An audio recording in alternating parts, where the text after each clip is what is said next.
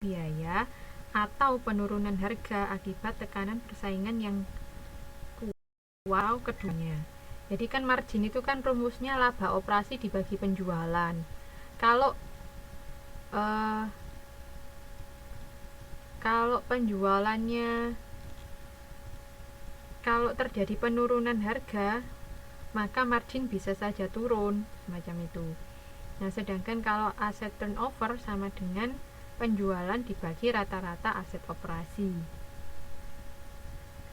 Ini pada divisi mie instan, penurunan margin dapat ditutup oleh kenaikan aset turnover.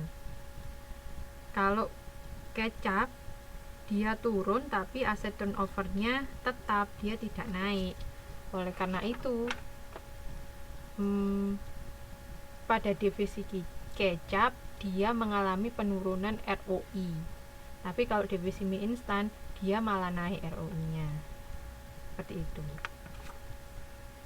Nah, kalau kita menggunakan ROI untuk mengevaluasi kinerja khususnya pada investasi, dia kelebihannya yang pertama fokus pada hubungan fakta penjualan, biaya, dan investasi. Kemudian melakukan efisiensi cost, melakukan optimalisasi penggunaan aset. Namun, ROI membuat manajer cenderung berpikir sempit hanya pada laba segmen, tidak pada laba keseluruhan. Manajer terjebak hanya untuk mengoptimalkan kinerja jangka pendek. Nah, ini kalau manajer hanya memperdulikan atau manajer hanya menggunakan ROI sebagai acuan untuk mengevaluasi kinerjanya. Itu. Terus cara meningkatkan ROI, kan kalau ROI lebih tinggi kan lebih bagus, yaitu dengan cara meningkatkan laba atau menurunkan jumlah aset operasi. Gimana cara meningkatkan laba? Yaitu meningkatkan pendapatan atau penjualan, atau menurunkan beban-beban macam itu, kan itu sudah jelas. Kemudian efisiensi cost dengan pemotongan cost. Efisiensi cost itu mengurangi cost yang tidak ada nilai tambahnya, seperti pemindahan barang atau moving dan penyimpanan barang atau storing. Sedangkan pemotongan cost mengurangi cost yang sebenarnya memiliki nilai tambah bagi segmen, seperti pemotongan cost iklan, pemotongan cost pemeliharaan, dan pemotongan bahan baku yang murah. Nah, ini juga salah satu cara untuk meningkatkan laba, bisa dengan efisiensi cost atau pemotongan cost. Efisiensi cost dengan pemotongan cost berbeda. Kalau efisiensi memotong cost yang tidak perlu. Kalau pemotongan cost memotong cost yang sebenarnya perlu tapi bisa dikurangi, semacam itu. Nah, kalau bisa melakukan efisiensi cost dan pemotongan cost, perusahaan bisa meningkatkan labanya.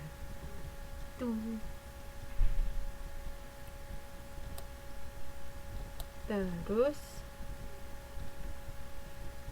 yang kedua, menggunakan penghasilan residu atau residual income, menggunakan jumlah rupiah sebagai hasil akhir untuk menilai kinerja segmen. RI atau residual income sama dengan laba operasi dikurangi minimum RR atau required rate of return kali investasi. Ini ada rumusnya di halaman 6.31. Kelebihan dari evaluasi menggunakan cara ini yaitu memotivasi untuk berinvestasi, karena minimum RR ini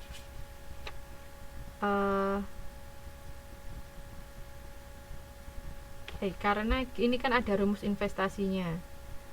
Nah, nanti bisa memotivasi untuk melakukan investasi. Terus dapat melakukan penyesuaian tingkat pengembalian yang diinginkan. RR-nya, minimum RR ini dapat disesuaikan. Terus menetapkan tingkat kembalian yang berbeda untuk tipe aset yang berbeda. Gitu. Ini di contohnya ada PT Indonesiana, dia menetapkan tingkat kembalian minimum atau minimum RR sebesar 14%.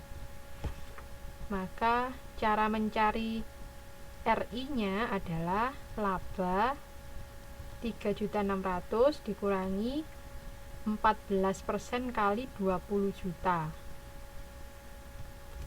Rata-rata aset itu disebut juga dengan investasi.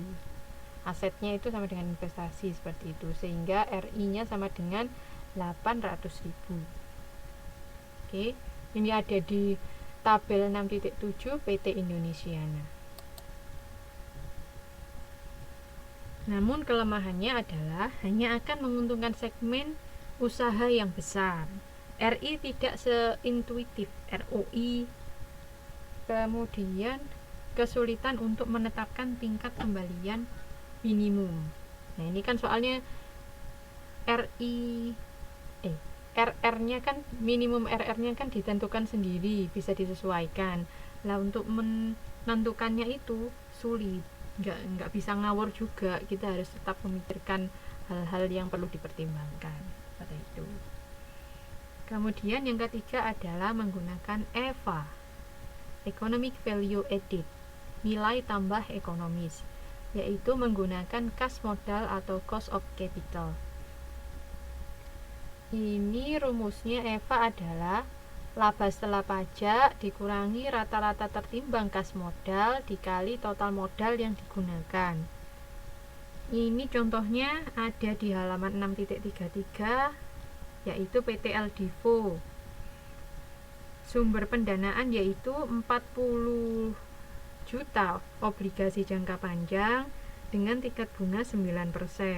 Kemudian 120 juta saham biasa dengan yang dianggap memiliki resiko rata-rata. Jika tarif pajak 40%, tingkat bunga obligasi Indonesia 6%, maka WACC dapat dihitung sebagai berikut. WACC itu berarti rata-rata tertimbang kos modal. Oke. Cara menghitungnya ada di tabel 6.8. Untuk yang obligasi 40 juta dengan persentase 0,25. Terus kos setelah pajak 0,09 dikali 1 dikurangi 0,4. 0,4 ini pajaknya sama dengan 0,54. Kos tertimbang berarti C dikali D, 0,25 dikali 0,054 sama dengan 0,013. Tuh. Kemudian kalau untuk ekuitas sama dengan 120.000. Kemudian tingkat persentasenya adalah 0,75%. Jadi dan sumber dananya itu 25% dari obligasi, 75% dari ekuitas. Ceritanya seperti itu. Terus kos setelah pajak sama dengan 0,06 ditambah dikali 0,06, yaitu dari 1 dikurangi 0,4 sama dengan, seharusnya itu adalah 0,36 ya teman-teman.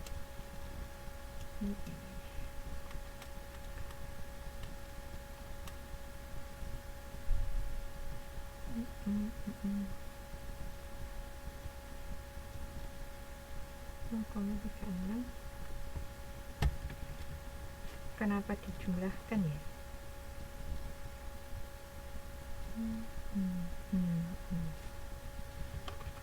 Bentar.